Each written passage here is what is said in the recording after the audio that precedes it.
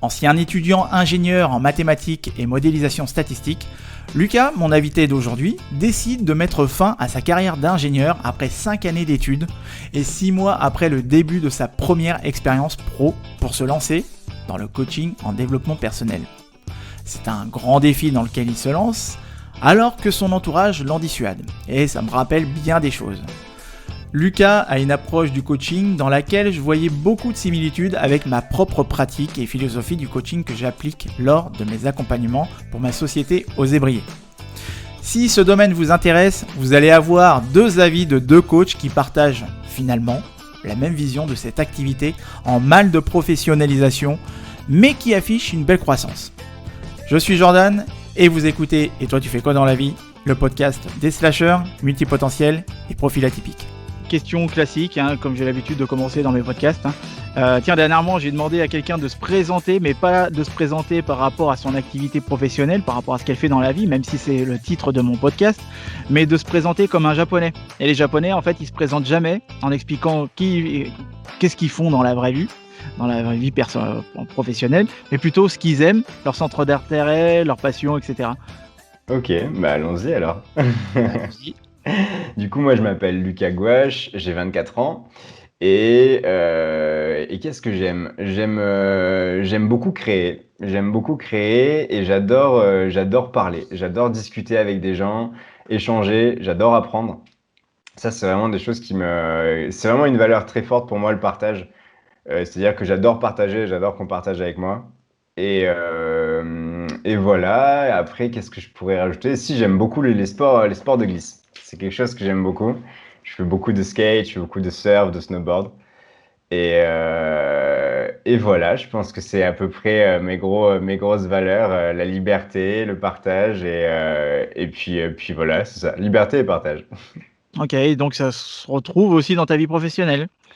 Ah ouais, j'ai même fait très attention à ce que ça se retrouve au maximum dans ma vie professionnelle. Ça a été l'une des lignes directrices de ma reconversion. Ça a été, ok, on sort de tout ce que t'aimes pas et maintenant tu vas vers les choses que t'aimes et que t'adores faire. Et ça a été clairement partager et être libre. Ok, et donc aujourd'hui, tu fais quoi? Donc aujourd'hui, je suis coach en développement personnel, donc je suis coach certifié.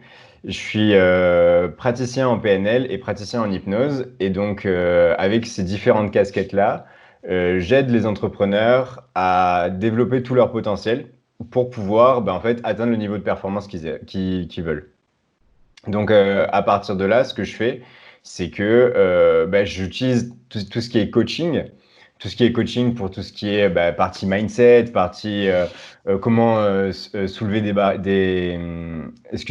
des croyances limitantes, comment arriver à être bien organisé, à ne pas trop procrastiner, à répondre à l'inaction, à toutes ces choses-là. Et puis aussi, de l'autre côté, j'ai une casquette créateur de projet. Donc, je suis à la tête de 2 projets actuellement. Et avec cette casquette-là, j'aide la personne à trouver une communication qui lui va bien, à faire que son entreprise soit rentable quand même, parce que c'est quand même le nerf de la guerre, c'est de pouvoir vivre de ton activité.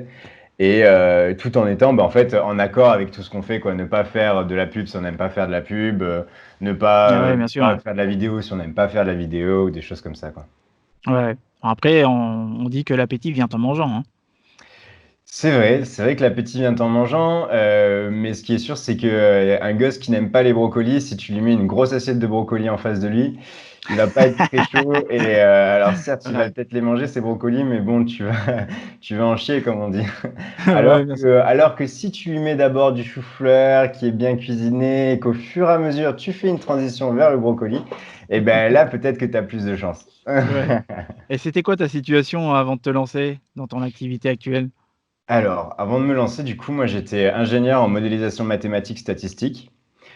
Plus précisément, en gros, je traitais la donnée, je traitais des grosses banques de données pour en faire ressortir des tendances. Donc en gros, je travaillais dans la pub, je pouvais travailler aussi dans la médecine biologique, les choses comme ça. Mais c'était quand même des travails très techniques, dans tous les cas. Et donc en fait, 6 mois après ma première expérience professionnelle, je me suis dit, OK, Lucas, tu n'es pas heureux du tout. Et là, je me suis lancé en tant qu'auto-entrepreneur dans le coaching et dans le développement personnel d'abord, et après dans la création d'entreprise. Ah ouais, donc direct, tu as vécu 6 mois comme ça? Parce que, enfin, tu vois, je me dis, je me mets dans la peau de personnes qui nous écoutent en se disant: «Ouais, mais le temps, il a duré 6 mois dans une vie professionnelle, ça y est, il a décidé de se barrer et de même pas tester un autre environnement de travail». Moi à ça je répondrais, bah, déjà j'ai fait 5 ans d'études quand même, donc c'est pas 6 mois, qui tombent, comme un cheveu sur la soupe quoi. C'est vraiment, 6 mois, après 5 ans d'études et puis surtout en fait l'environnement de travail me plaisait beaucoup. L'environnement de travail dans lequel j'étais dans une boîte super jeune, dans une boîte, dans laquelle les gens étaient sympathiques, on t'encourageait à progresser, on t'encourageait à faire plein de choses super agréables. Et en plus de ça, les collègues me ressemblaient, mais en fait, c'était vraiment le travail qui me plaisait pas. Et en fait, le travail, que ce soit dans un environnement cool, dans un environnement plus cadré ou dans tout autre environnement, il aurait été le même. Ah ouais. Et c'est juste qu'en fait, je suis pas fait pour rester devant un PC, je suis pas fait pour appliquer des formules mathématiques, pour écrire des programmes. Moi, je suis fait bah, voilà, pour être dans le partage, pour être dans le progrès, pour aider les gens à progresser, pour aider les gens à créer leur projet. Et ça, je m'y reconnais vachement plus que dans le data scientist typique, je dirais. Et est-ce que cette expérience t'a amplifié ce que tu pensais déjà peut-être, dans un coin de ta tête? Alors, qu'est-ce que tu veux dire par là? Est-ce que ça t'a confirmé justement parce que tu disais, tu as passé 5 années d'études en tant qu'ingénieur, donc tu devais peut-être t'en douter que, en te lançant dans la vie active ou en travaillant dans un contexte professionnel que, bah, ça allait être soit ça passait, soit ça cassait, quoi. Ouais, ouais, ouais, totalement. Bah, alors, je savais déjà, en fait, j'avais déjà bien ancré dans ma tête que j'avais envie que ça casse quand même. Ah ouais? En Donc ça fait, t'a confirmé alors? ouais, ouais, ouais, c'était juste pour venir confirmer une idée. En fait, moi, j'avais commencé une école d'ingé parce que j'étais bon en maths, quoi. J'étais bon à l'école, ça se passait bien. Du coup, je suis parti à l'INSA, qui est une école d'ingénieur avec une prépa intégrée. Donc moi, ça m'a permis de pas faire de prépa et d'être directement dans l'environnement école. Là, j'étais heureux. Mais à ce moment-là, j'ai commencé à me poser des questions et j'ai fait un premier voyage qui m'a retourné le cerveau complètement. Je suis parti en Inde et j'ai travaillé en humanitaire pendant 2 mois. Et à ce moment-là, je me suis dit, OK, clairement, il y a clairement un décalage entre notre vie et la leur. Et en plus de ça, à ce moment-là, j'ai commencé à lire sur le développement personnel. Donc là, à ce moment-là, ça a été mon premier déclic, tu vois. J'étais là en mode, ah tiens, j'ai commencé à me poser des questions. Est-ce que vraiment je suis fait pour être ingénieur? Est-ce que vraiment je suis heureux actuellement? Qu'est-ce que je fais dans ma vie? Qu'est-ce que je vais faire? Qu'est-ce que je suis voué à faire? Et donc voilà, donc les années passent. Ça, c'était en première année d'école. Et en troisième année, je pars en Australie avec un ami qui, lui, lance son entreprise. Et là, en fait, il me raconte ce qu'il fait et tout. Et là, je suis en mode, waouh, génial, ça a l'air trop bien. Enfin, ça a l'air en plus de ça faisable. Surtout, en fait, ça m'a confirmé que c'était faisable. Et en fait, donc là, c'était le moment où ça m'attirait encore, mais j'avais encore envie de devenir ingénieur. Et après, en fait, je suis rentré en Australie. Et là, ça a été la dégringolade dans ma tête. C'est-à-dire qu'à partir de là, ben, j'étais malheureux. J'étais tout simplement malheureux. Et j'ai passé 6 mois très, très difficiles, enfermé chez moi, tout simplement à écrire beaucoup, à dessiner beaucoup. J'avais besoin de comprendre en fait ce que je faisais exactement. Et puis en fait, c'est là que je me suis dit, ok, je veux pas devenir ingénieur. Donc au final, ça s'est fait vraiment en 3 temps. Il y a vraiment eu ce déclic-là en mode, ah ok, il y a plus dans le monde que les maths, la technologie et tout ce que je vois actuellement. Deuxième déclic, ça a été, ah ok, en fait, la vie d'entrepreneur existe et peut être viable si on s'y prend bien. Et troisième déclic, ça a été, ok, je veux pas devenir ingénieur.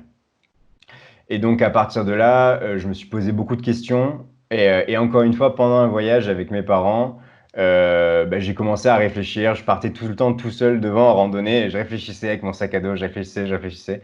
Et là, je me suis dit, en fait, pourquoi tu deviens pas coach, quoi? C'est clairement ce que tu aimes. Tu as toujours été capitaine dans toutes les équipes où tu jouais au rugby. Tu as toujours été meneur dans tous les projets que tu fais. Tu adores aider les gens. Tu adores qu'on t'aide. C'est des choses qui t'animent. Donc, pourquoi tu ne deviendrais pas coach? Et à partir de là, du coup, j'ai créé Success 1 sur Instagram. Et à ce moment-là, du coup, j'ai commencé à travailler dans le sens de mon projet. Et ça a commencé à marcher. Je gagnais pas d'argent, hein, je gagnais rien. Pendant 2 ans, j'ai rien gagné. Mais pendant 2 ans, voilà, j'écrivais des publications, j'écrivais.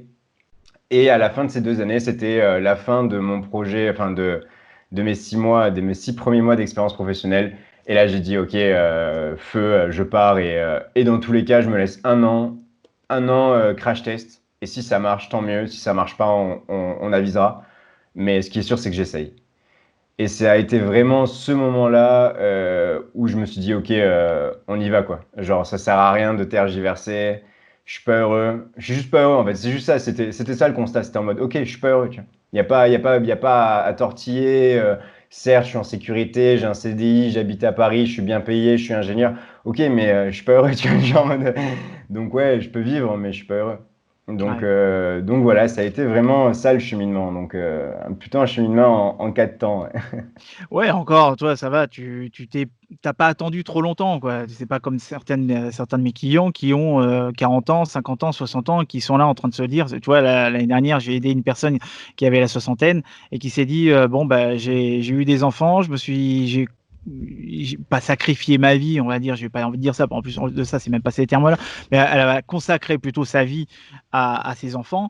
Ensuite, après, elle a pris d'autres boulots, donc tu vois, elle s'est arrivé à 60 ans, elle s'est dit: «C'est bon, je suis à 2 ans de la retraite et ben, maintenant j'ai envie de faire des choses pour moi, des choses Mm. qui me rendent heureuse et des choses qui me permettent de vraiment me sentir moi-même, quoi» et je pense que tu as eu le bon réflexe, hein. Moi, tu vois, j'ai pas eu ce réflexe-là, hein. Moi, j'ai terminé mes études, je sais pas, j'avais 25 ans, 26 ans, un truc dans le genre et pile poil pendant la crise en plus de ça et internet était pas autant fourni d'informations. Tu avais pas autant de vidéos, de contenus, tout ça. Donc, en termes d'idées de métier, et c'est marrant parce que moi, je me souviens que mon cadeau d'anniversaire de 2008-2009, c'était un bouquin sur le coaching en plus, tu vois? Donc il y avait quand même un signe qui me disait mais ouais, moi je pense que je suis allé, j'ai voulu tester encore plus loin, tu vois? J'étais peut-être pas forcément sûr de mes choix, pas comme toi où tu t'es dit: «Tiens, c'est bon 6 mois, hop, c'est bon, j'ai la confirmation de ce que je pensais déjà», quoi. Moi, je suis quand même allé, jusqu'à 3-4 ans, de consulting, tu vois? À me raconter Ouais. des bobards. Non, parce que, Et ouais, c'est le bah, problème. Ouais. tu es pris entre le besoin de sécurité que te transmettent tes parents, parce qu'il faut absolument avoir une stabilité financière, un CDI et cetera. Sachant que moi, il y a aucun entrepreneur dans ma famille et puis, bah, l'envie aussi de pouvoir te libérer de tout ça et puis de te rendre compte que finalement, ouais, il y a des alternatives et heureusement qu'il y a internet justement pour ça parce que, c'est plus un eldorado comme avant, mais en tout cas, si tu agis intelligemment, tu as de quoi faire, et te libérer du salariat, très facilement, quoi. Ouais, c'est clair. Mais en vrai, moi, je pense que si je me suis lancé si tôt, c'est notamment grâce à des modèles, en fait. C'est-à-dire qu'il y a une personne avec qui j'étais extrêmement ami, avec qui je suis parti en Australie, donc que j'ai cité juste avant, qui, en fait, avait fait les mêmes études que moi, et donc exactement pareil, avait renoncé au même travail que moi, et en fait, s'est lancé dans une autre branche de freelance, mais il s'est lancé en freelance et ça a marché, en fait. Et donc, du coup, j'avais cet exemple-là auquel je me Ouais. suis raccroché fort, tu vois. Mmh. Et en plus de ça, j'ai eu la chance d'avoir des parents qui m'ont méga soutenu, dans le sens où alors, j'avais failli abandonner mes études, on a passé un deal, comme quoi, en fait, je terminais mes études pour pouvoir me lancer ensuite. Et en fait, vu qu'on a trouvé un deal, vu qu'on a fait ça ensemble, tu vois, et ben en fait, derrière, ils m'ont toujours soutenu. Et ça m'a beaucoup aidé. Et je pense que c'est Ouais. une des choses qui a fait que, ouais, en effet, maintenant, à 24 ans, ça y est, mon entreprise, elle est bien créée, elle tourne bien, et puis je peux déjà commencer à penser à d'autres projets, quoi. Ouais, c'est très important ce que tu dis là, d'avoir le soutien de sa famille. C'est pas le cas, malheureusement, de beaucoup de personnes. Moi aussi, ça a été mon cas. Je leur ai dit: «Bon, bah, je vais arrêter mon CDI que j'ai galéré à chercher à trouver pendant un an et puis, bah, je vais me mettre à mon compte». Mais voilà, je leur ai demandé de me faire confiance, voilà, de pas me faire non plus des remarques, du style: «Bon, bah, quand est-ce que tu t'y remets? Quand est-ce que tu te bouges? Quand est-ce que tu retrouves un autre boulot?» et cetera. Donc voilà, je les ai quand même, tu vois, cadrés aussi, hein et Mm. je pense que le fait que je passe à la télé, quoi, peut-être 2 mois après, c'est là où ils ont dû se dire: «Bon, OK, le fiston, il sait ce qu'il fait, quoi». Ouais, c'est clair, c'est Donc clair. ça a dû les rassurer, mais c'est sûr que, ouais, si tu as pas un entourage familial, qui te soutient, qui t'aide et qui croit en toi aussi, en ton projet, bah, il faut trouver de l'aide et du soutien ailleurs mais Ouais, là, c'est et cool que c'est tu là l'avais, ouais. et c'est là qu'Internet, en fait, peut te créer cet entourage-là aussi. Quand tu l'as pas, se raccrocher à des modèles sur YouTube, par podcast, Sur Instagram aussi, pourquoi pas, c'est génial, quoi. Et ça c'est très pratique aussi avec Internet aujourd'hui. Ouais. Surtout de trouver des modèles aux États-Unis. Tu en as énormément. Bon, après, c'est le modèle américain. Moi, j'avais une conversation justement avec un ami qui s'appelle Lingen et qui, lui, me disait aussi qu'il modélisait énormément d'entrepreneurs américains.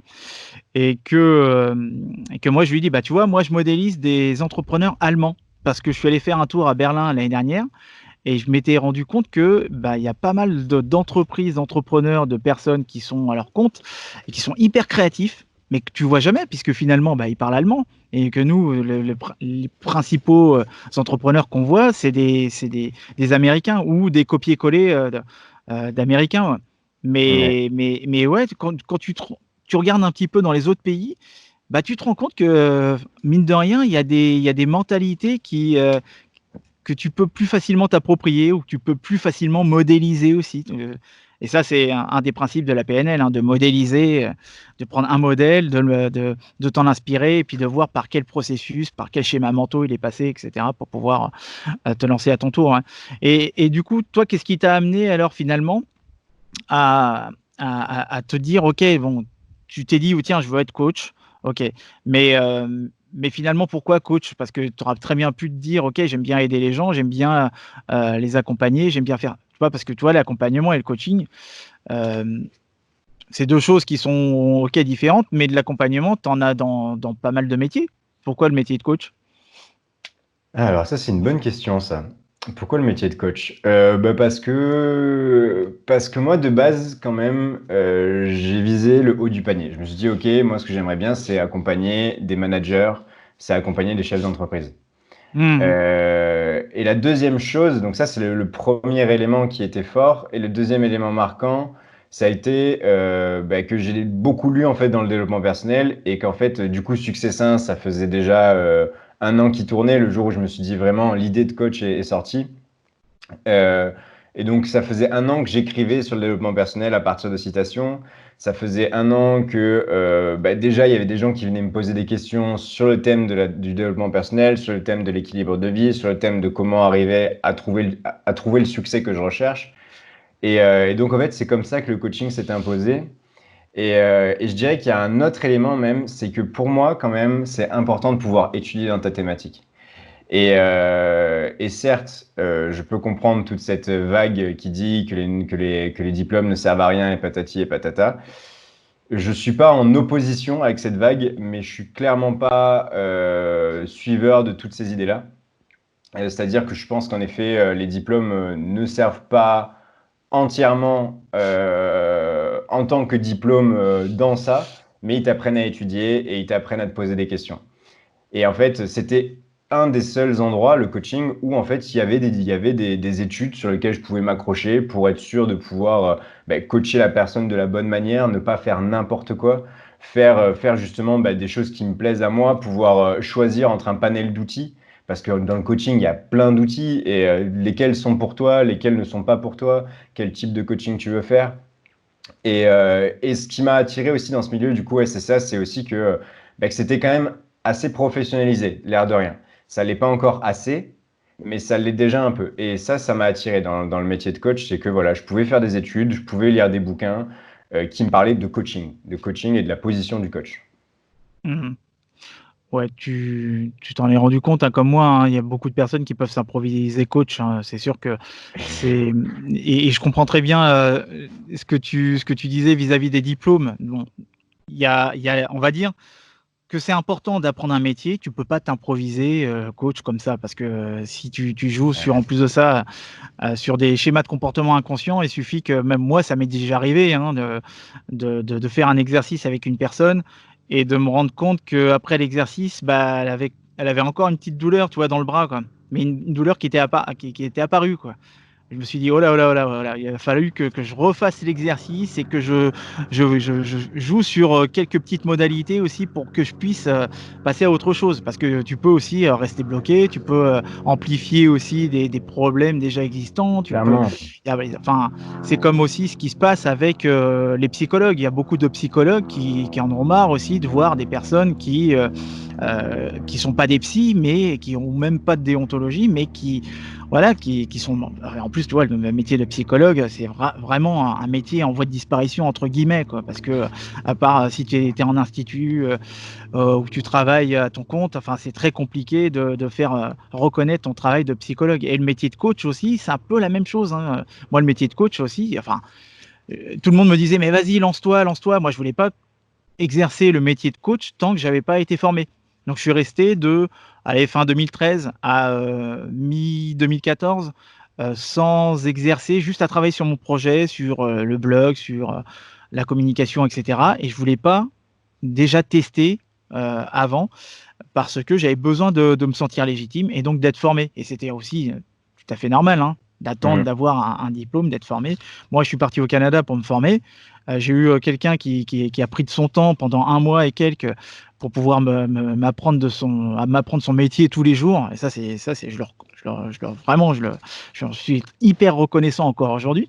Mais ouais, comme tu dis, tu as besoin d'apprendre et de structurer aussi ta réflexion, ta pratique, ton approche et ça, tout le monde peut pas le faire. C'est donc toi, qu'est-ce que tu penses de toutes ces personnes? C'est pas pour faire une critique, hein, mais qu'est-ce que tu penses? Parce que c'est un constat, mais qu'est-ce que tu penses, pardon, des personnes qui, veulent se lancer dans le coaching parce que, elles savent pas quoi faire?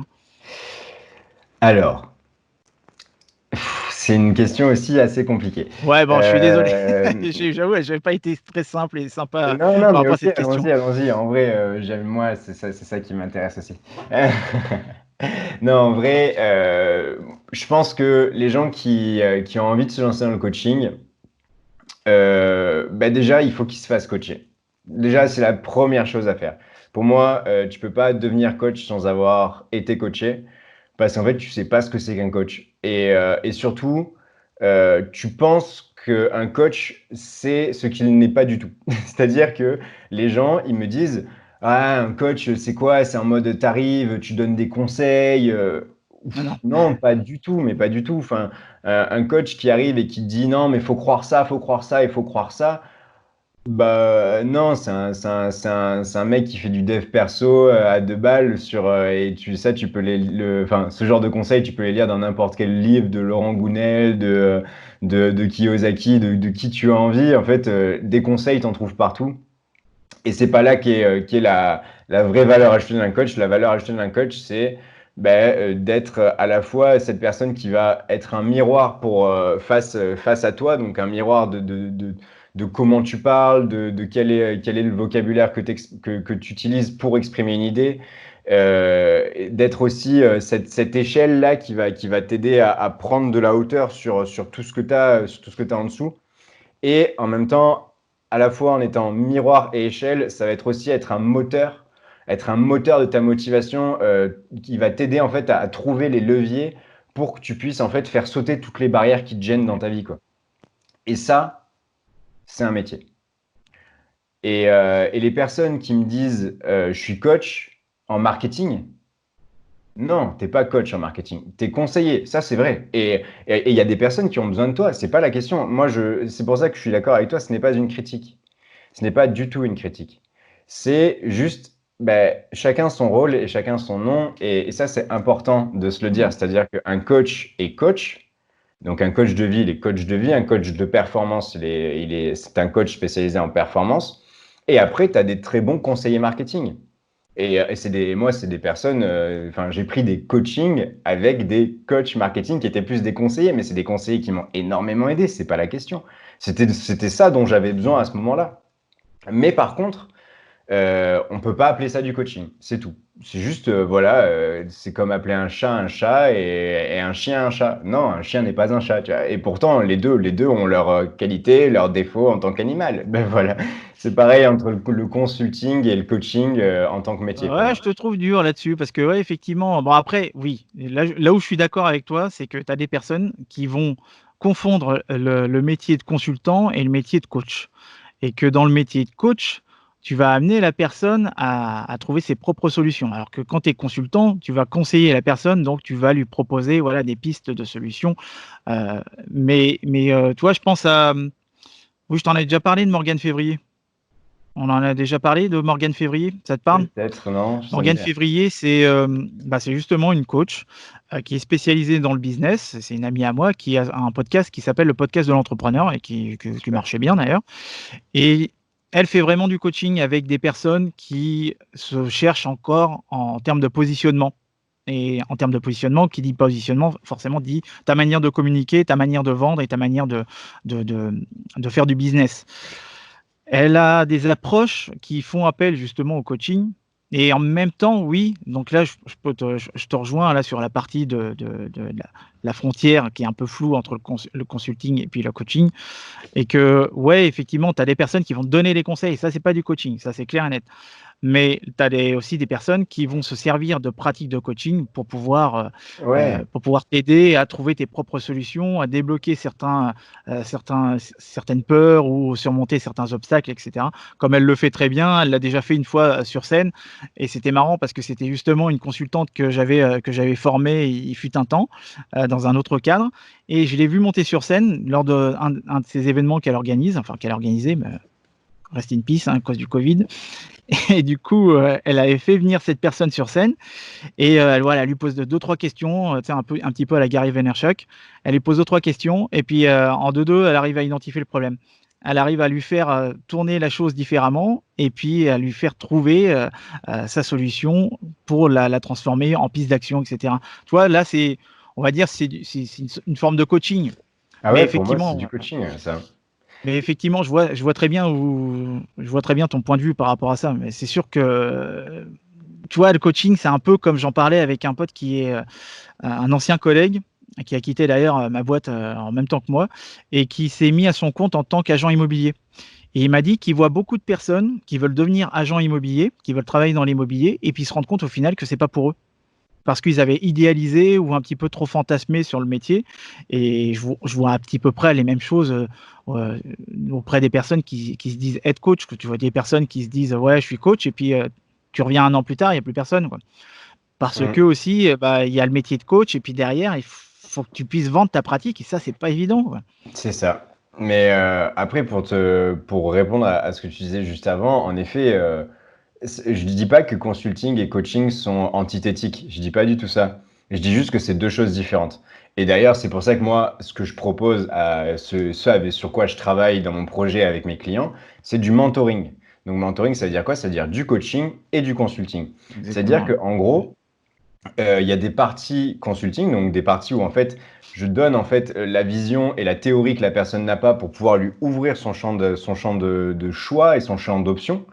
Et derrière, après ça, ben, on va faire un vrai coaching pour qu'elle puisse choisir parmi le champ d'options que je viens de lui donner. Et au final, j'utilise les deux. Mais c'est juste que je suis très clair avec mon client. Le moment où je vais, par exemple, lui proposer un conseil, je lui dis, OK, j'enlève ma casquette de coach. Et là, c'est le créateur de projet qui te parle. C'est le créateur d'entreprise, c'est le créateur de festival qui te parle. Et OK, moi, à ta place, j'aurais fait ça. Qu'est-ce que t'en dis? Est-ce que tu peux te l'approprier à ta manière? Qu'est-ce que tu verrais dans ton cas? Et là, dans ce cas-là, en effet, ben, en fait, tu peux additionner les deux. Et moi, je pense que même que c'est un peu l'avenir. C'est d'additionner les deux. C'est pour moi la bonne approche. Après, ça, c'est mon idée, c'est très subjectif. Mais pour moi, c'est une très bonne approche de l'accompagnement. Après, pour autant, c'est pas antithétique et c'est pas antithétique, mais c'est pas la même chose. C'est ce que je voulais dire par là, quoi. Ouais, Et, ouais. Mmh. euh, et par rapport en effet, les gens qui veulent tous devenir coach, bah en vrai, moi, je suis content, ça me fait plaisir. Franchement, enfin, moi, c'est un métier que j'adore, c'est un métier que j'adore transmettre. C'est un métier que je trouve trop bien, que je pense que l'humanité a un réel besoin à ce niveau-là. Si on a vraiment un besoin actuellement, c'est d'augmenter notre intelligence émotionnelle, d'arriver à mieux se comprendre, d'arriver à mieux comprendre l'autre. Et ça, pour moi, en fait, c'est pas une mauvaise chose en soi, hein. En soi, c'est pas une mauvaise chose. Après, en effet, il faut vouloir devenir coach, par contre, pour les bonnes raisons. Et ça, je suis très d'accord. Voilà, exactement, ouais. Ça, on est d'accord là-dessus, hein. Le Mm. métier de coach, il est pas là pour, on va dire, te sauver toi-même ou, moi j'ai tendance à dire que le coach, il apporte aux autres ce qui lui a manqué dans sa vie et que, bah, si tu es là uniquement que pour toi-même, c'est sûr que tu vas pas aller bien loin et malheureusement, il y a beaucoup de personnes qui sont là que pour elles-mêmes. Mais moi, on m'a transmis une vision du coaching, qui est celle de mon mentor qui est québécois. Et je ne sais plus si c'était un Québécois ou un Américain qui disait ça, mais il disait que lui, il voyait l'avenir du coaching comme un coach par habitant. Voilà. Lui, carrément, il se disait ça, hein. Et que la vision que moi j'avais du coaching, c'était quelque chose qui te permettait d'atteindre tes objectifs en aidant l'autre à prendre pouvoir, on va dire, prendre conscience déjà dans un premier temps avant de prendre pouvoir, mais déjà prendre conscience de ses potentiels, et puis ensuite après l'aider à atteindre ses objectifs. Mais ouais, c'est sûr que si tu y vas pour les mauvaises intentions, tu vois, moi on m'avait dit, mais vas-y, fais coach. Je dis, mais coach, enfin, mais pourquoi, tu vois? Je m'étais posé la question et plusieurs fois, ça revenait, plusieurs fois, et c'est vrai que tout naturellement, moi, le consulting, ça m'intéressait parce que ça me permettait de travailler en mode projet, d'avoir un cadre de travail, et cetera, et puis d'atteindre un certain résultat. Chose que moi aussi, en tant que coach, j'ai pas une obligation de résultat, mais j'ai une obligation de moyens. Mais c'est quand même important pour moi que je puisse travailler avec une personne et qu'elle me dise, bah voilà, c'est bon, je suis allé jusqu'au bout de mon projet, j'ai mon idée, je l'ai transformé en projet, maintenant je le transforme en plan d'action et puis roule ma poule. Mais, mais ouais, je peux pas travailler dans une optique de me dire, ouais, bon, voilà, la personne, je l'ai accompagnée, je suis content, je suis satisfait, mais elle n'a pas de résultat. Non, c'est pas possible pour moi. Ouais, non, moi non plus, mais clairement pas. Et c'est d'ailleurs pour ça. Et puis je trouve aussi qu'aussi du côté des coachs, en fait, il y a aussi une réticence à donner des conseils qui est pas justifiée parce qu'en fait, c'est pas forcément donner un conseil, c'est donner une option de plus. Ouais. Et c'est la personne après qui fait un choix. Et voilà, en PNL, on dit que en fait, meilleur sera ton choix quand tu auras plus d'options en fait, parce qu'en fait, tu vas forcément choisir entre toutes les options que tu auras à l'instant T de ton choix. Et si tu as très peu d'options, tu vas pas partir vers un chemin entre guillemets par défaut. Alors Ouais. que si vraiment tu as toutes les options possibles, là, ce sera un vrai choix. Tu n'auras pas à choisir entre la peste et le choléra, quoi. C'est ça que je veux dire. Et c'est pour ça qu'au final, moi, j'hésite pas à. Par contre, je le précise toujours, je dis voilà, ça c'est un avis subjectif, mais j'hésite pas à proposer. J'hésite pas à proposer.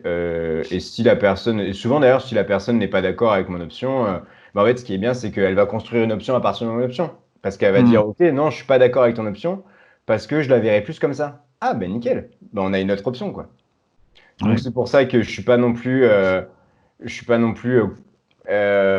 anti-consulting comme certains coachs qui disent oh non, surtout aucun conseil. Ça c'est Ah, un j'ai pas peu. voulu dire ça, tout à l'heure, hein. Non, non, Mais non, je non, vois non, très non, bien, non, hein, non, moi je justement, moi parle, je aussi, je suis parle un dans peu la, comme dans la ça. communauté du coaching, dans la communauté du coaching à Ouais, la ouais, moi maison. aussi, j'ai vu ça. Ouais, ouais, mais moi aussi, j'ai vu ça. Je me souviens Mais en fait, c'est ça le truc, c'est que moi, je me souviens d'avoir eu des reproches au moment où je me suis dit, voilà, je veux me mettre à mon compte en tant que coach. Quand je l'ai partagé à justement une nana qui est dans ma rue, qui est coach et qui m'avait coaché aussi, justement, elle a essayé de m'en dissuader parce qu'elle voyait en moi un potentiel concurrent. Alors que, bon, voilà, hein, le coaching, enfin, c'est un marché qui est en pleine expansion aujourd'hui, et encore plus la reconversion. Tu vois, la reconversion professionnelle, hier, je suis allé faire un tour sur Pinterest. Le nombre de personnes qui se disent être coach en reconversion professionnelle, c'est un truc de dingue. Maintenant, il y en a énormément. Moi, quand je me suis lancé, il y en avait juste une à côté de chez moi. Et puis c'est tout, quoi. Mais en plus, tu vois, la reconversion professionnelle, c'est assez balèze, hein. Moi, parfois, je galère, hein, avec certains clients. Je préfère le dire clairement, je suis transparent, mais je galère avec certains clients pour les amener comment dire? À prendre conscience que, ouais, ils ont trouvé leur projet et qu'ils ont juste à se lancer, quoi. Et que même si, tu as beau utiliser des techniques qui sont là: «Ouais, ouais, c'est bon, je vais y aller», tu leur donnes rendez-vous une semaine plus tard, 10 jours plus tard, alors? Ouais, mais vous ouais, ouais, parce que j'ai ma vie professionnelle, j'ai les enfants, tout ça, je peux pas me lancer, quoi. Ouais, c'est sûr que toi, la reconversion professionnelle, ça demande, déjà une transition, ça demande des sacrifices, de te lancer dans l'incertain, de sacrifier aussi ce que tu as mis des années à acquérir. Donc c'est pas forcément évident, et moi, je me souviens, pour en revenir à ça, je me souviens au tout début quand je me suis lancé, il y avait des personnes qui étaient là en train de me critiquer parce que je disais, tu vois, je donnais des conseils Justement, je donnais des conseils et des pistes de réflexion dans mes vidéos YouTube et tu avais des personnes qui me disaient: «Ouais, mais ça, c'est pas du coaching», bah, oui, mais Ouais, l'un n'exclut pas l'autre, quoi. Après c'est ça dans mon exactement. je suis sur You on parle de YouTube, quoi. Je suis pas non plus en train de coacher les gens à travers leur écran. C'est complètement différent, moi, mon approche. Mais c'est ouais, forcément, on a toujours eu des personnes qui vont te considérer comme un potentiel concurrent ou qui vont voir d'un mauvais œil le fait que quelqu'un se lance ou est-ce que toi, tu as déjà eu est-ce que tu as déjà eu cette phrase d'une personne qui t'a dit: «Ouais, attends, tu as 23 ans, 24 ans, tu te lances dans le coaching, mais il faut avoir 10 ans d'expérience». Alors ça, je l'ai eu même par des écoles de coaching. Ah la vache! Ouais, j'ai eu énormément cette remarque. Les gens, enfin, souvent ils te disent, ah, mais t'es jeune, tu vas m'apprendre la vie. Je suis en mode, non, je vais rien t'apprendre. Genre, je vais juste, en fait, utiliser un outil. Et la comparaison que je donne souvent, c'est que, bah, tu t'en fous que ton plombier, il ait 22 ans ou il en ait 54, quoi. Tant qu'au final, bah, il répare la plomberie et que tout est bien nickel à la fin et qu'il a fait son taf et que boum, boum, Ouais. c'est carré, tu vois. Et ben c'est la même chose. Le coaching, c'est un métier. C'est pas, encore une fois, en fait, on part dans les clichés du coach, en fait, dans ce qu'il n'est pas. Le Mmh. coach n'est pas un conseiller, le coach n'est pas un gourou, et surtout, le coach n'a pas forcément d'expérience dans la problématique du client. Le coach, il est là pour, encore une fois, servir de miroir à la personne, pour qu'elle puisse se voir émotionnellement dans son discours aussi, pour qu'elle puisse prendre de la hauteur et pour qu'elle puisse avancer plus fort, quoi. Et c'est vraiment ça le coach. Et donc oui, j'ai eu plein de fois ce truc-là, mais attends, t'es jeune et tout. Et surtout au début, quand j'ai galéré, parce que forcément au début, quand tu ouvres une entreprise, bah, tu galères. Et au début, c'était les remarques qui m'étranglaient, quoi. C'était en mode, mais t'es super jeune en même temps, c'est normal et tout. Et je suis en mode, mais ça n'a rien à voir. Et puis bizarrement, maintenant, ces mêmes personnes-là sont des personnes qui me soutiennent parce que maintenant, ça marche Ouais, super ça arrive bien. souvent ça. Et que maintenant, j'ai des clients qui ont leur âge, ils m'envoient des amis à eux, mais c'est vraiment des gens qui maintenant me soutiennent fort. Et c'est rigolo de voir ce changement de paradigme juste quand tu réussis, et ben ça y est, du coup, c'est bon. Vu que la société lui a donné raison, je peux lui donner raison maintenant. Mais surtout, je ne lui donnerai pas raison avant que la société ne lui donne pas raison. Ouais, j'ai eu aussi le cas d'une personne qui avait un certain âge et qui me disait: «Ouais, mais vous vous lancez dans le coaching?» Moi j'estime que les personnes qui ont moins de 40 ans peuvent pas se lancer dans le coaching. Quand j'ai raconté ça à mon mentor, il m'a sorti une insulte en québécois, que je m'en souviendrai toujours, mais tu vois, c'est quand même marrant de te dire que tu es coach, mais tu entretiens toi-même des croyances sur le coaching. C'est assez drôle, quoi.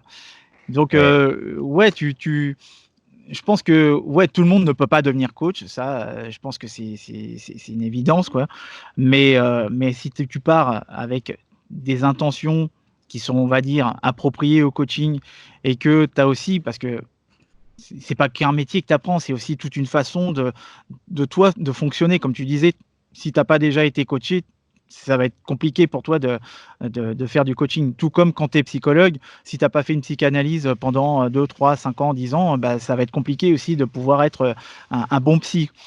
Et il y a eu quand même une gamberge ou une approche ou une vision de ton métier qui est assez spécifique aussi à ta personnalité. Qu'est-ce que tu en penses de ça? Parce que, tu vois, moi, j'ai toujours été un gamin qui s'est posé 50 milliards de questions. Voilà, quand j'avais 4 ans, apparemment, mes parents, ils m'avaient raconté que, je m'étais levé, en pleine nuit, j'arrivais pas à dormir et je me suis réveillé en pleurant en disant: «Ouais, comment est-ce que je vais faire, quand je serai, plus grand pour pouvoir me payer mon costume de mariage?» Tu vois, à 4 ans, quand tu te poses déjà des questions comme ça, ou même à 6-7 ans, je me posais aussi d'autres questions. J'en avais parlé dans une vidéo, mais je me considérais anormal, quoi. Et même au collège ou au lycée, alors le lycée, là, je te raconte pas, mais voilà, tu vois, tu es constamment dans une réflexion personnelle sur toi-même, sur la vie, sur les autres, qui naturellement, moi, m'a amené aussi à vouloir mettre à contribution cette manière de penser dans un métier qui, je pensais, était le mien, le métier de consultant, quoi. Mais au final, pas du tout, parce que quand j'étais consultant, voilà, j'étais sur les process, les méthodes de travail et cetera et j'étais pas sur l'humain. Donc finalement, tu vois, est-ce que ce serait pas un métier qui dépendrait d'une certaine façon de ton mode de fonctionnement, de ton câblage interne, selon toi? Je te repose encore une question assez balèze, je suis Ouais, elle est désolé, hein, pas mais mal celle-là aussi. Ouais. Non, mais si, clairement, enfin, pour moi, comme tout métier, on a des avantages pour un métier et des désavantages pour ce même métier. Je sais que oui, moi aussi, c'était très logique. Et quand je l'ai dit à ma famille, quand j'ai dit, bah voilà, et quand j'ai expliqué exactement ce qu'était le métier de coach, ce que je voulais faire et tout, c'était en mode, mais oui, Lucas, enfin, en mode, oui, ça rime avec toi, c'est exactement ce qu'il faut que tu fasses.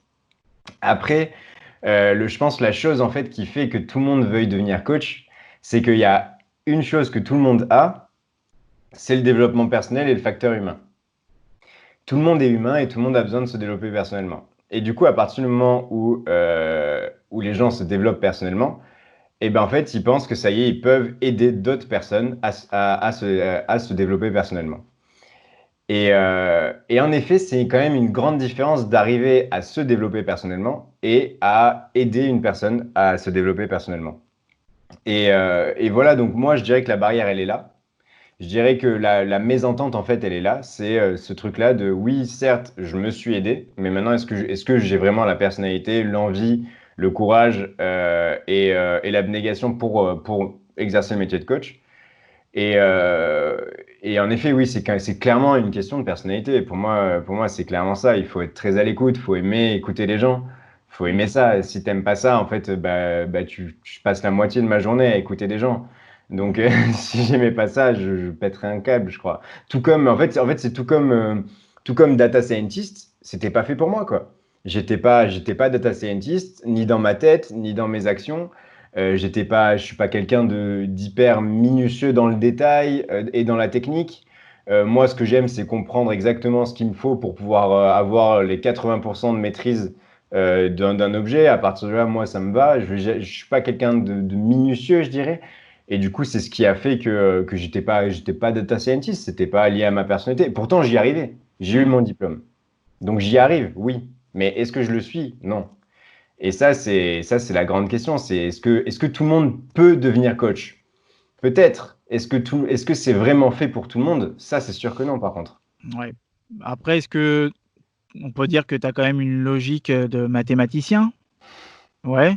Et Ah si on oui. fait le lien avec, c'est Richard Bandler ou c'est l'autre, je sais plus, qui ont créé la PNL? Il y en avait un D'accord. des 2 qui était, mathématicien. Ouais, je crois que c'était Grinder qui était mathématicien. Grinder, hein, qui était mathématicien, ouais. Donc, est-ce qu'on peut pas faire aussi des liens vis-à-vis de ça? Oui, oui, c'est sûr. Mais après, en fait, j'ai toujours été passionné par le raisonnement logique, en fait, hein. C'est ce qui me plaisait dans les maths, Mmh. c'est ce qui m'a toujours plu dans la philosophie, c'est ce qui me plaît dans toutes ces choses-là. C'est qu'en fait, c'est des petites briques qui s'imbriquent comme ça et qui, en fait, sont logiques les unes avec les autres.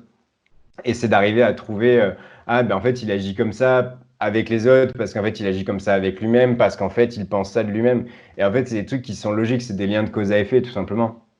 Et c'est d'ailleurs en fait ça que les gens aiment dans mon approche, c'est que j'ai une approche pouf, pouf, carré, quoi. En mode, en gros, une séance théorique avec moi, une séance de consulting, entre guillemets, ça commence par toute une théorie où en fait j'explique en fait les liens logiques entre chaque chose et je dis ok maintenant face à ces liens logiques qu'est-ce que tu peux t'approprier, qu'est-ce que tu peux faire grâce à ça. Une entreprise, il y a trois gros blocs à créer. Donc, la communication, le client et toi. C'est-à-dire que sans communication, client et toi, donc toi, tu es l'entreprise, tu es le produit. Ton client, c'est celui qui achète ton produit et ta communication, c'est ce qui va relier les deux. Ok, je vais expliquer qu'est-ce qu'il faut que tu fasses pour toi, qu'est-ce qu'il faut définir par rapport à ton client, comment tu vas tisser ce lien, cette communication avec. Mais après, c'est OK, maintenant que tu as cette vision-là, que tu as ce recul-là, comment tu vas créer un système qui t'appartient? Et moi, c'est plus là que je dirais qu'il faut vraiment faire attention. C'est pas à tout le monde vouloir devenir coach, pourquoi pas? Mais surtout, il faut pas essayer de devenir coach comme ce coach-là parce que lui, ça marche bien pour lui. Ou Mmh. devenir coach, ou alors créer des petites formations parce que lui, il donne un modèle de petites formations et que ça a l'air de marcher et c'est facile. Faut arrêter. Moi, je pense que c'est vraiment ça le danger en fait aujourd'hui pour les gens qui veulent créer leur entreprise, c'est de vouloir se baser sur des modèles Ouais, pré-mâchés ouais, ouais. et surtout en fait ne pas essayer d'en comprendre les tenants, les aboutissants, les causes, les effets. Et c'est pour ça, en fait, que j'ai créé mon mentoring, pour, en fait, prendre tous ces entrepreneurs-là là, qui se servent de modèles prémâchés auxquels ils ne comprennent rien, sur lesquels, du coup, ils sont très vite découragés parce qu'ils n'arrivent pas à trouver des solutions à leurs problèmes et sur lesquels ils n'ont aucun recul, et leur dire, OK, bon, maintenant, on va garder ta passion, parce que ça, c'est ta passion. On va garder ta zone de génie, parce que c'est là que tu es bon, c'est là que tu peux apporter de la valeur. Maintenant, on va arrêter de penser à toi. Et tu sais que dans tous les cas, tant que tu es dans ta zone de génie, tu vas aimer ton travail. Donc à partir de là, maintenant, qui c'est qui ramène l'argent? Qui c'est qui ramène les témoignages? Qui c'est qui améliore ton produit? Qui c'est qui achète ton produit? C'est ton client. Donc à partir de ce moment-là, on va se baser sur le client et sur ta communication. Et on va tisser un lien qui soit logique, que tous les blocs en fait tournent dans un ordre logique et que client, produit et communication soient des choses qui soient logiques avec la personne. Et c'est pour ça que j'ai cette approche-là, coaching, plus technique de la création d'entreprise. Parce que c'est super, hein, parce que exclure le facteur humain, exclure la personnalité, exclure la manière de communiquer, bah en fait, c'est une bêtise. Parce que l'entreprise, quand elle est lancée, c'est la personne. C'est-à-dire qu'il y a une personne dans l'entreprise et c'est cette personne-là. Donc, Ouais. si l'entreprise ne rime pas avec la personne, bah, c'est loupé. Mais tu le vois, hein, enfin moi je le vois en tout cas quand je forme des consultants, que je me rends compte que leur offre elle est déjà bien préétablie, elle correspond à leur expérience, à leur profil, donc à leur expertise. Et puis bah, derrière ça, tu te rends compte qu'il y en a plein qui n'arrivent pas à vendre parce que leur positionnement il est pas réellement précis, ils ont plusieurs cibles, ils savent pas comment communiquer. Donc à partir du moment où tu te rends, enfin moi je m'en rends très vite compte quoi, quand je suis face à un consultant qui, quand il est en train de me présenter son expertise et son offre et qui me dit un petit peu près, sur l'année son chiffre d'affaires, je me rends compte que, bah, ouais, OK, d'accord, c'est hyper précis et hyper technique et hyper spécifique ce qu'il propose. C'est sur un marché de niche bien précis, mais pourtant qu'est-ce qu'il fait? Et ben, il n'arrive pas à trouver plus de clients que ça. Donc c'est qu'il doit y avoir un problème de communication ou d'approche et tu vois, moi j'ai aussi j'aime bien aussi, tu vois, structurer la réflexion des gens avec qui je travaille. De manière à ce que pareil, tu as la même approche, c'est pour ça aussi que tu vois, je t'ai fait intervenir dans le podcast parce qu'on s'était déjà, téléphoné auparavant, mais voilà, je trouvais que tu avais une approche aussi très similaire à la mienne parce que je voulais moi aussi, j'ai été coaché par, des personnes en France. J'avais pas du tout apprécié l'expérience et je trouvais que ça manquait de structure. Ça manquait vraiment de ce C'est vrai. côté, étape par étape, voilà, qu'est-ce qu'on fait ici? Qu'est-ce qui marche? Qu'est-ce qui marche pas? Tu vois, quelque chose de cadré, ouais. Quand on parlait de coaching de groupe, avant l'émission, heu, tu te rends compte que quand tu as 12 personnes en coaching de groupe, si tu apportes pas un cadre, tu es foutu. Tu te fais bouffer par leur peur, tu te fais bouffer par, leur conversation. Il y en a un qui veut prendre plus d'espace de discussion que l'autre et cetera. Après c'est foutu. Mais voilà, tu sais, d'apporter juste une structure et de leur permettre de dire, quand tu es face à un client, voilà, faut que tu situes le client à tel niveau de besoin. Est-ce que c'est un besoin implicite, explicite? Est-ce que c'est un besoin latent? Est-ce que le type, il est satisfait dans sa situation? Où est-ce qu'il se situe? Quand je leur montre ça, ils sont là: «Ah ouais, ouais, mais tu sais, pourtant c'est des consultants qui ont quoi? Allez, 40, 50, 60 balais pour certains, donc ça veut dire qu'ils ont 20, 30, 40, 40 années de bouteille», tu vois?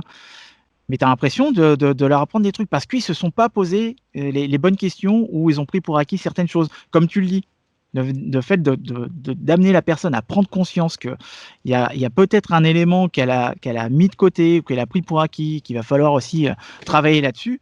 Bah, déjà, lui faire prendre conscience que c'est ce problème-là, déjà c'est une première étape et puis après, ouais, faut que la personne soit OK pour, mettre en avant, ses solutions et puis forcément, hein, quand il y a la question, financière, tu sens que la personne elle est motivée derrière, hein. Si elle le fait pas, bah, elle aura toujours les mêmes résultats donc c'est sûr que là-dessus, ouais, ouais, ouais et qu'est-ce qui, parce que tu parlais tout à l'heure de formation en ligne, donc je sais que, Ouais, tu t'étais lancé au début, tu t'étais essayé aux formations en ligne. ouais. Moi aussi les formations en ligne, je m'y suis essayé, mais peut-être, allez, une fois par an, pendant, je sais plus, au tout début peut-être et puis après je m'y suis réessayé. J'avais lancé un programme, il avait bien marché et tout ça donc mais comme le côté technique me saoulait, ça me gavait Ça me gavait énormément et d'ailleurs là, je m'y suis remis l'année dernière, en proposant un petit produit qui marche plutôt bien et parce que j'ai une plateforme qui est cool et stable, donc ça c'est bien. Mais les formations en ligne, clairement moi c'est tu vois, c'est même si je suis bon en conception pédagogique, parce que c'était mon métier quand j'étais consultant, c'est un métier de faire des formations et c'est aussi un métier de les vendre ces formations-là et c'est pas forcément évident quoi donc toi, qu'est-ce que tu en penses de ce format formation en ligne que tu vois, fleurir un petit peu partout? Alors, qu'est-ce que j'en pense? Bah, j'en pense pas du mal, mais je pense que beaucoup de gens le font mal. Dans le sens où, bah, une formation en ligne, c'est cool et en plus de ça, bah, il y a beaucoup de gens qui commencent à faire de la formation en ligne. Du coup, bah, en fait, forcément, il y a de l'offre pour de plus en plus de demandes et c'est quelque chose qui est voué à se développer beaucoup. Donc je pense que c'est une bonne chose. Après, bah voilà, enfin, le gourou, entre guillemets, celui qui chapeaute un petit peu le monde de la formation en ligne en France actuellement, bah, c'est Antoine BM. Et en fait, il propose un modèle avec lequel je ne suis pas d'accord personnellement, parce que je l'ai testé, comme tu dis. Je l'ai testé pendant 6 mois. J'ai fait ce modèle-là de créer une formation à peu près toutes les 2 semaines, la pitcher par mail tous les jours, envoyer des mails régulièrement, créer beaucoup de contenu. Et en fait, à la fin de ces 6 mois-là, donc pendant 6 mois, revenu moyen 180 euros par mois, en gros. Donc quand tu vis avec 180 euros par mois, autant C'est dire de que l'argent de poche, quoi. t'as un peu la corde au cou quand même. Et en fait, il y a un moment donné où j'ai pris du recul et je me suis rendu compte, je suis en mode, mais en fait, à qui je vends?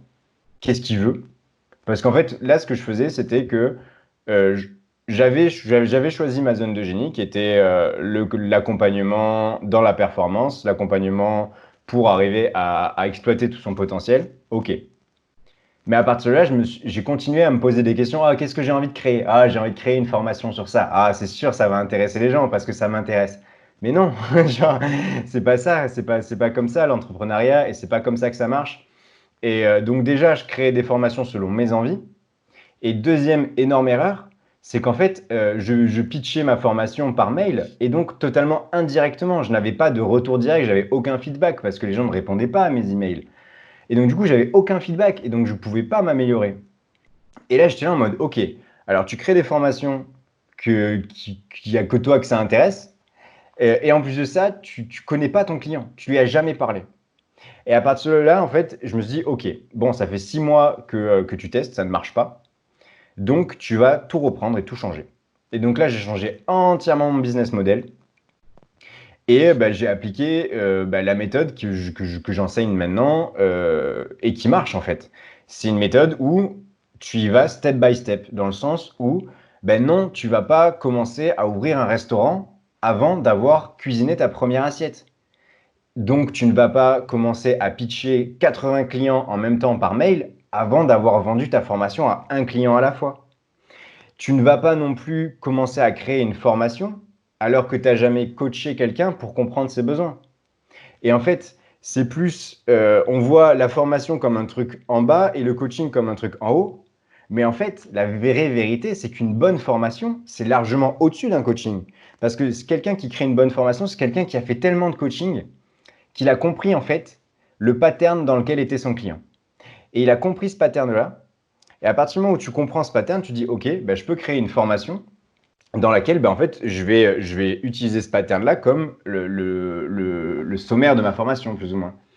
Et donc au final, pour moi, la formation est plus un niveau master plutôt qu'un niveau mineur. C'est plutôt un niveau où en fait, tu as tellement bien compris ton client, tu as tellement bien compris sa problématique, que là maintenant, tu peux même te substituer de l'accompagnement et dire, voilà, moi maintenant, j'en ai accompagné tellement que je sais quelle est votre problématique et je peux vous garantir des résultats grâce à une formation.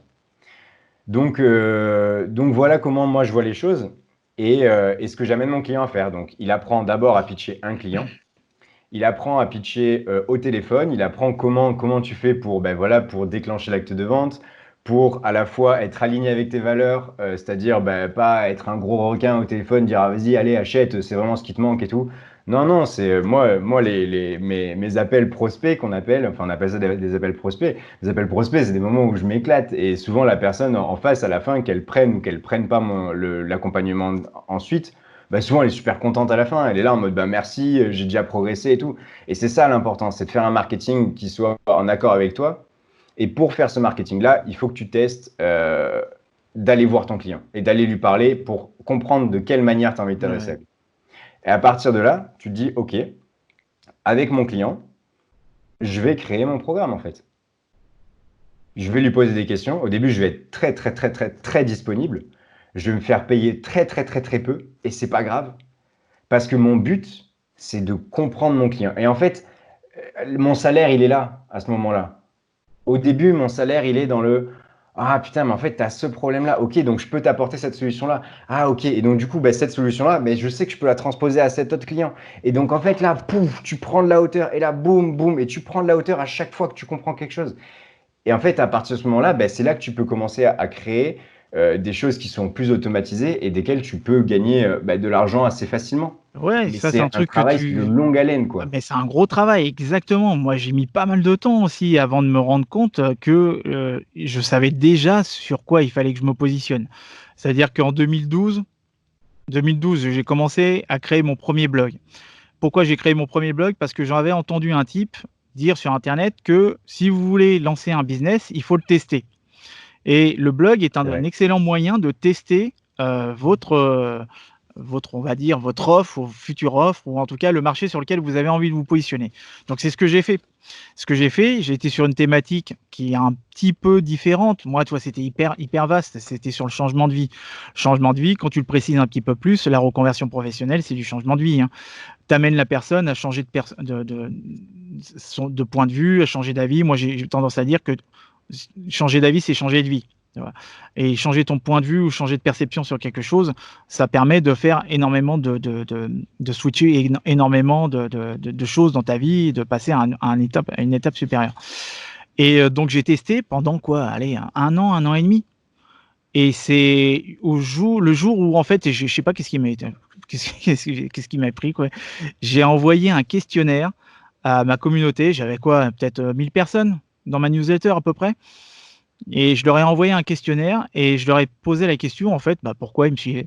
Tout simplement quoi, cette question-là et je me suis rendu compte qu'il y avait pas mal de personnes qui me suivaient parce qu'ils cherchaient des réponses sur leur voie professionnelle ou quoi faire après, tu vois? Sur, toutes les questions de la vie professionnelle, quoi et c'est là que je me suis dit: «Ah bah, ouais, peut-être que je vais peut-être me positionner sur la reconversion professionnelle».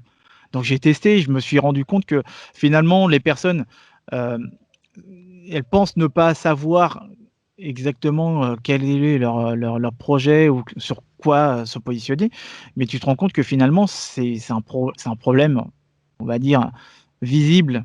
C'est sur à la surface, c'est la partie visible de l'iceberg.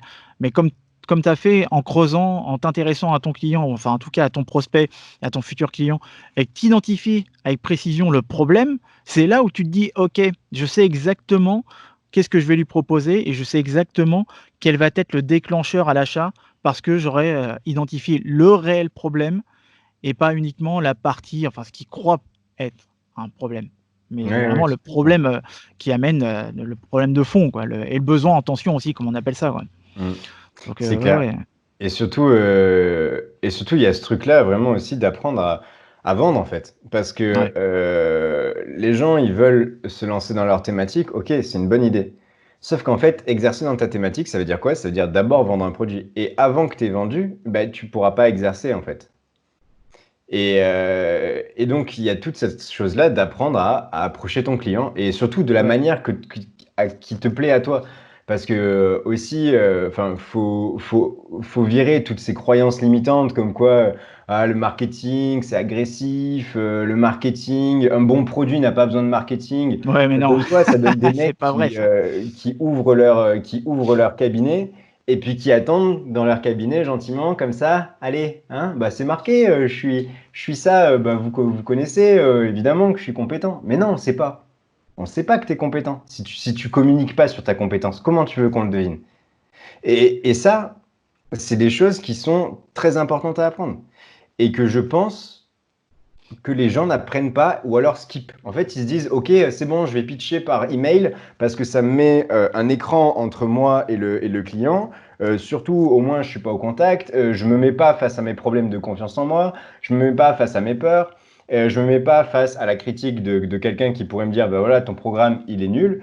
Et je me mets pas face à ces trucs-là. Et puis je continue à envoyer des bouteilles à la mer comme ça. Et puis à dire, bon alors, qui c'est qui achète ma formation? Ben non, tu vois.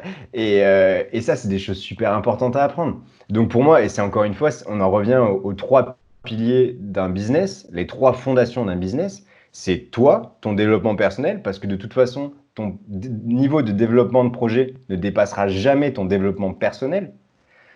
Ton client, parce que ton client, si tu le connais pas, et ben en fait, tu pourras jamais arriver et lui proposer quelque chose, lui proposer de la manière dont il le voit et dans la manière dont il exprime ce besoin. Et puis ton produit qui doit être pour ton client. Tu le fais pas pour Mm, toi, ton produit. mm, mm. Faut arrêter de penser que les entrepreneurs, ils font ce qu'ils veulent parce que ça leur plaît et que ça a été une idée de génie qu'ils ont eue un jour. Non, c'est pas vrai. Tu Au vas en contraire, décevoir c'est plus d'un en disant ça, hein. et ouais, c'est ça.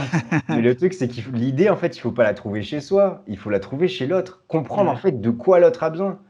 Le jour où tu comprends et où tu crées un produit face à un vrai besoin, face à quelqu'un qui dit, waouh, mais attends, mais en fait, voilà, moi, je te dis, dans mathématiques, c'est quoi? C'est en mode, ah, bah alors, je sais écrire des emails, je sais construire des mailing lists, je sais faire une vidéo YouTube, je sais mettre une formation en ligne, je sais la construire, je sais enregistrer un appel, je sais faire un live, ok. Mais le problème, c'est que je procrastine, je sais pas du tout où je vais, j'ai aucune clarification sur mon business, j'ai aucun recul sur mon projet, j'arrive pas à avoir un marketing qui soit aligné avec ma personnalité. Ok, en fait, qu'est-ce que tu es en train de faire? Tu es en train d'oublier le centre de ton entreprise, l'un des trois piliers qui est toi. À la fois, tu le mets tout devant et à la fois, tu l'oublies dans le sens où bah, tu oublies de te développer Ouais, personnellement, ouais, tout simplement. Et moi, ça a été ça mon déclic. J'étais là en mode, mais en fait, la plupart des entrepreneurs, ils n'ont pas besoin de solutions techniques. Ils ont besoin de solutions marketing, de une, et dans leur développement personnel, de deux. Et en fait, quand tu ajoutes ces deux trucs-là, ça fait des étincelles très rapidement. Mais je te dis, enfin, moi, je suis impressionné par le niveau de résultat de mes clients, quoi. C'est des mecs, j'avais une demoiselle justement qui créait de la formation depuis déjà 1 an et demi. Ça faisait 1 an et demi, elle était persistante quand même, hein. Elle avait fait peut-être 4 ventes en 1 an et demi. Et t'es là en mode, mais tu sais à qui tu vends? Bah non, pas trop. T'es là en mode, mais ok, mais tu sais quoi, tu vas appeler ton client. Et puis tu me rappelles dès que tu as appelé ton client. ouais. Et puis tu raccroches. Et là, la personne, elle est là en mode, oh, je l'ai appelé, ça s'est trop bien passé. En plus, on a discuté de ça, on a discuté de ça, j'ai compris ça. Ah, ben voilà. Et en fait, à ce moment-là, tu te dis, OK, qu'est-ce que j'ai fait? Je t'ai apporté une solution, Ouais, ouais. une technique marketing. Là, ce serait plus du consulting. Et après, Ouais, en plus mais de ça, tu lui fais sauter ses croyances limitantes sur ouais. l'argent, sur le fait qu'elle doit en faire plus que les autres, sur le fait qu'elle doit être parfaite, sur le fait qu'il faut surtout faire plus plaisir à l'autre qu'à soi-même, et sur le fait que surtout les modèles de vie, c'est des choses où les gens ils sont heureux tout le temps. Tu lui fais sauter toutes ces croyances limitantes-là. Et en fait, cette personne-là, maintenant, elle fait des ventes facilement. Elle a fait plus de ventes pendant notre mentoring qu'en 1 an et demi d'email marketing. Ouais, mais ça Donc, change tu es là tout en mode, ok, de enfin, t'intéresser à qui enfin, la personne que tu as derrière, même si c'est par écran interposé. Je vais te partager un truc, d'ailleurs, bon, je le partage à tout le monde aussi, mais je l'avais partagé aussi de toute façon à ma communauté. J'ai voulu faire un atelier, en février-mars, ouais, un truc dans ce genre. Et puis, j'avais bien travaillé ma page de vente, le produit, voilà, je savais ce que je devais proposer. Et puis, bah, en fait, j'ai vendu zéro, quoi. J'ai vendu zéro pour un atelier en présentiel, hein, sur, la création d'activités, quand tu es salarié. Voilà, c'est un truc bien spécifique. Mais j'en ai vendu zéro. Et puis, bah, je me suis dit: «Mais c'est bizarre quand même, quoi», parce que ça, c'est quelque chose que les gens recherchent et cetera, blablabla. Et en fait, je me suis rendu compte un truc, c'est que j'avais oublié que j'étais sur internet et que sur internet, bah, les gens, ils sont pas forcément uniquement que en région parisienne, tu vois?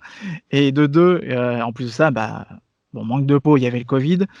Mais voilà, tu vois, il y a eu cette période-là aussi de Covid qui a fait qu'il y a beaucoup de personnes qui se posaient des questions. Mais j'ai quand même envoyé un questionnaire à toute ma communauté et j'ai reçu, je sais plus, une cinquantaine de questions. Donc c'est plutôt pas mal, quoi. Sur une communauté, je sais pas, ouais, ça fait 1%, quoi. Sur 5000 personnes, ça faisait 1%. Bon, ça, c'était pas non plus un truc de fou, mais je m'attendais pas non plus à plus que ça. Mais en tout cas, j'avais suffisamment de feedback pour pouvoir me faire un point de vue et réajuster mon offre et proposer quelque chose qui soit plus adapté. Bon, là, en attendant qu'on sorte vraiment de cette période sanitaire un peu curieuse, mais ouais, c'est crucial, comme tu le dis, quoi, de pouvoir tester, de pouvoir savoir à qui tu vends, de connaître ton client, ça n'a rien à voir. Pourquoi d'ailleurs toutes les personnes qui ont des communautés ont de meilleurs résultats en vente que les personnes qui n'ont pas de communauté? Les personnes qui ont une communauté, la communauté connaissent déjà ces personnes-là, donc il y a le rapport de confiance qui se fait, quoi.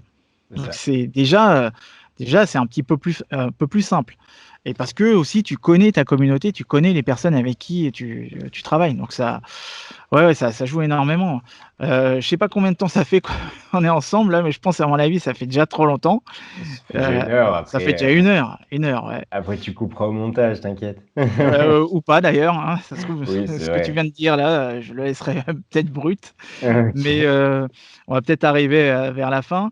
D'ailleurs, toi, quel est ton avis, tiens, justement, sur l'avenir du coaching?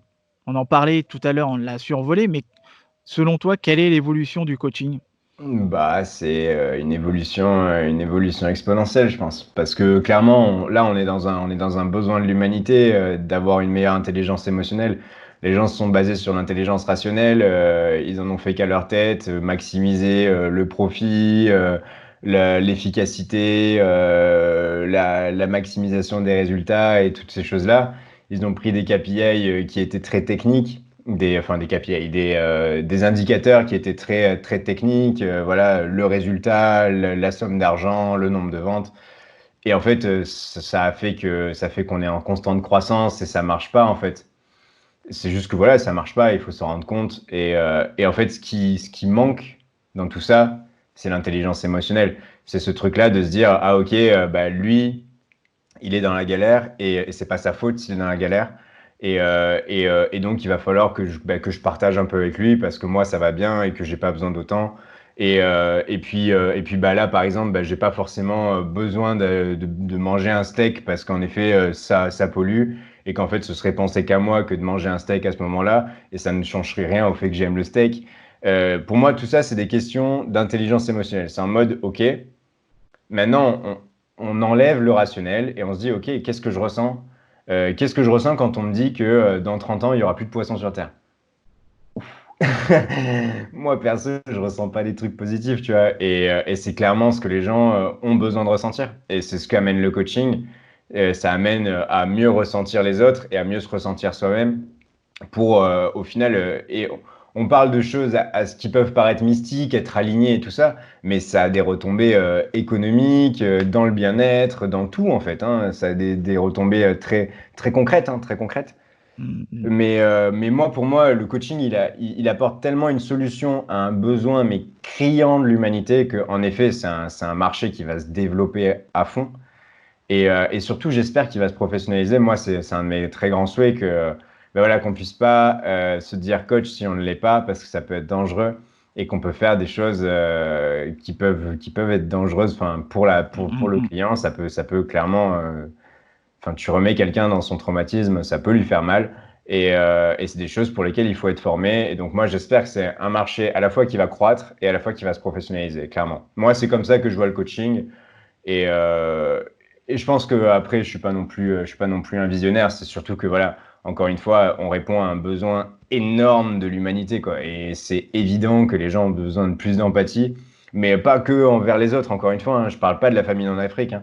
Je parle d'arriver à se libérer de l'ego, du moi-je, du oh, regardez comment je fais bien ça, oh, regardez comment je suis bien payé, oh, regardez ma jolie voiture. Mais gros, tout le monde s'en fout et il y a que toi que ça fait plaisir. Enfin, et ça, les gens, quand ils se libèrent de ces choses-là, c'est incroyable. Et moi, le premier, hein, et je dis ça parce que quand j'ai vécu ce truc-là, j'étais quelqu'un je faisais du rugby en haut niveau, je me la pétais beaucoup, je faisais n'importe quoi avec les filles, des trucs comme ça, tu vois. Et en fait, ça me rendait malheureux, mais j'étais plus fort que tout ça, tu vois. Et puis en fait, le jour où j'ai compris en fait que en fait, je pouvais être heureux et à la fois être en harmonie avec mon environnement, tu vois, être heureux en arrêtant d'être en conflit. Pouah, mais là, t'es là en mode, mais ok, enfin, ça change tout. Tout est changé. Tu changes tout. Tu changes ton mode d'alimentation sans même le vouloir. Tu changes ton mode de vie sans même le vouloir. Tu changes ton équilibre, ta relation aux autres, ta relation à toi-même, ton niveau de performance. Et je pourrais t'en citer plein des avantages que tu as au Mhm. coaching. Et ça, c'est clairement pour moi le besoin criant de l'humanité actuellement. Avant de vouloir faire une transition écologique, il faut que les gens changent dans leur tête. Et ça passe par quoi? Ça passe par l'empathie, ça passe par être connecté à ses émotions et se rendre compte que quand on te dit qu'en effet, dans 30 ans, il n'y aura plus de poissons, t'as peur, tu vois. Et ouais, c'est vrai, t'as peur. Et c'est normal d'avoir peur, en fait. Sauf que maintenant, tu fais quoi pour répondre à cette peur? Et ça, c'est du coaching, tu vois. Eh ben, je crois que ça sera le mot de la fin. Tu vois, j'ai l'habitude de demander en fin de podcast un conseil, mais je pense que là, voilà, tu résumé la chose et ça sera le mot de la fin. Donc, merci à Super. toi Lucas de m'avoir accordé de ton temps et Merci d'avoir beaucoup, accepté mon Jordan. invitation. C'est top. On te retrouve où?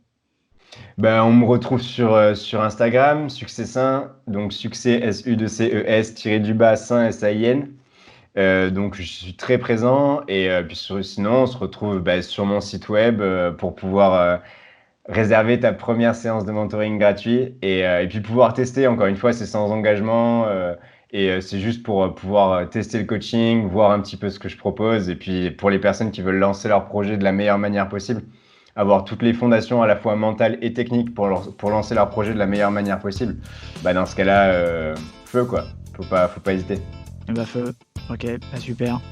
Merci beaucoup. Merci à toi. Et puis, quant à nous, on se retrouve pour un prochain épisode de Et toi, tu fais quoi dans la vie? À bientôt. Ciao, ciao.